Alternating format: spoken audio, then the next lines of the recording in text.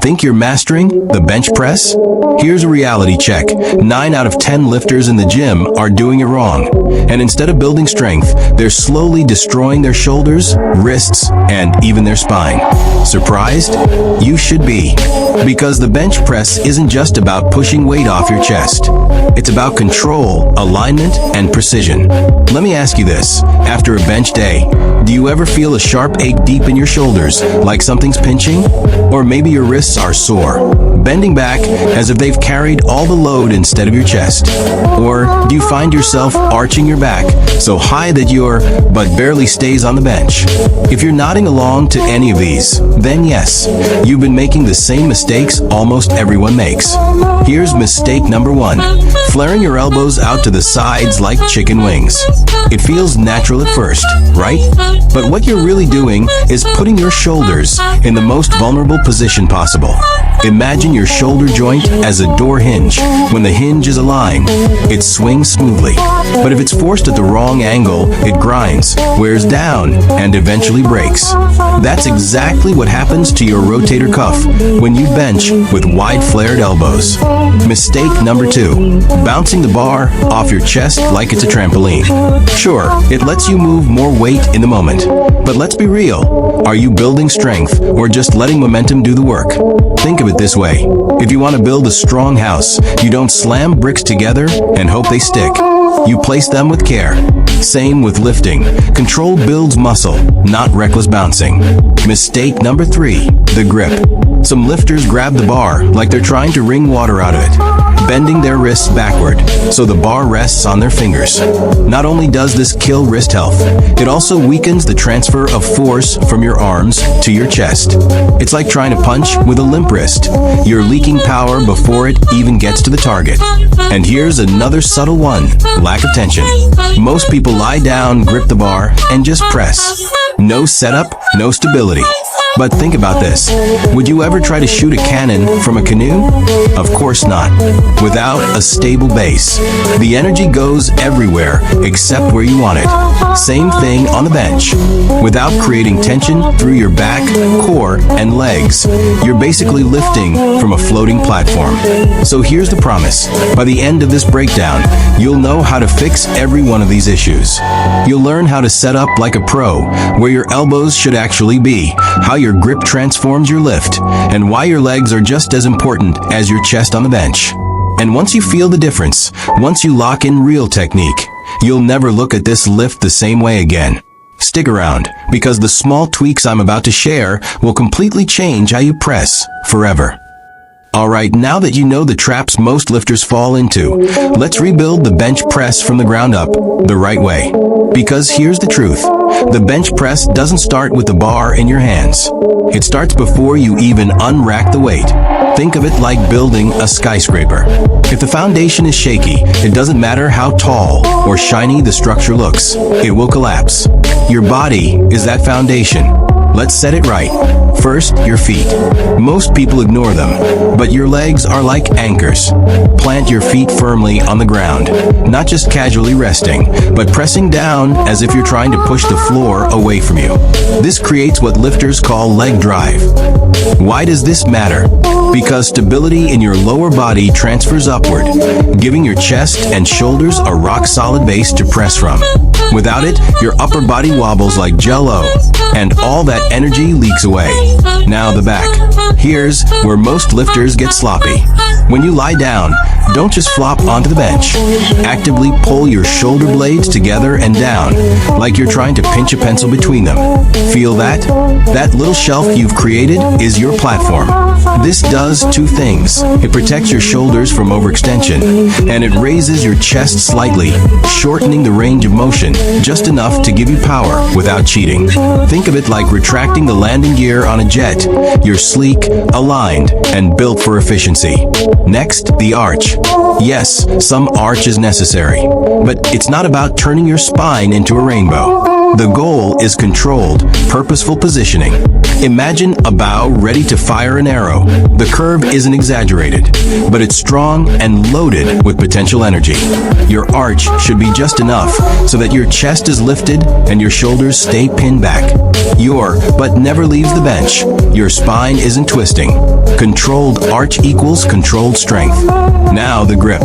This one is crucial. Too wide, and you shred your shoulders. Too narrow, and you turn it into a tricep dominant move. Aim for a grip just slightly wider than shoulder width. And here's the detail most people miss.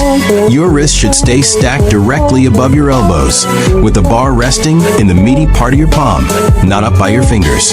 Keep your wrists straight, like pillars holding up a roof. If they bend back, you've already lost the structural integrity. Finally, eye position. Simple, but overlooked. Before you unrack, your eyes should be directly under the bar. Why? Because when you lift it out, the bar should travel in a straight, controlled line, not drifting forward or backward, which throws off your leverage. Now pause and picture this setup. Feet planted, back tight, chest lifted, shoulders locked, grip solid, eyes under the bar.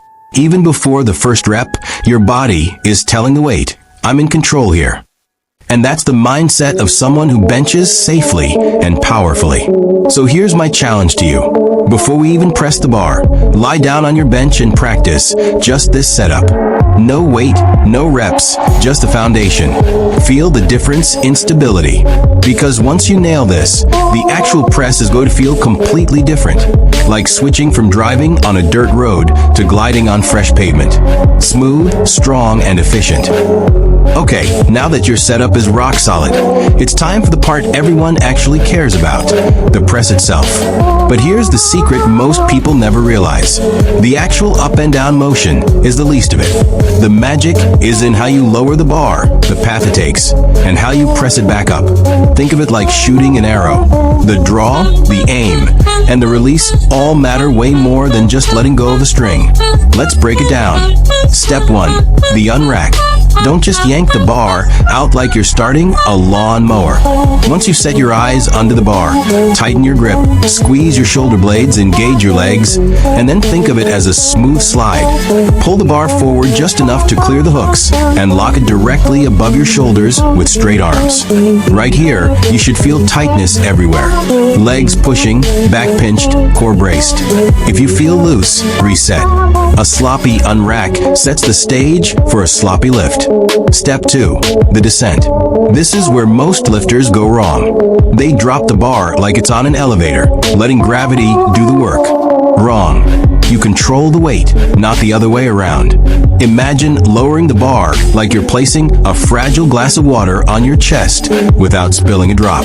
Smooth, steady, deliberate. Your elbows shouldn't flare out wide. Instead, tuck them in at about a 45-degree angle to your torso. Why? Because this angle keeps your shoulders safe while engaging your chest fully. Too wide and your shoulders scream. Too narrow and your triceps take over. That sweet spot is where the power lives. Now, where should the bar actually touch?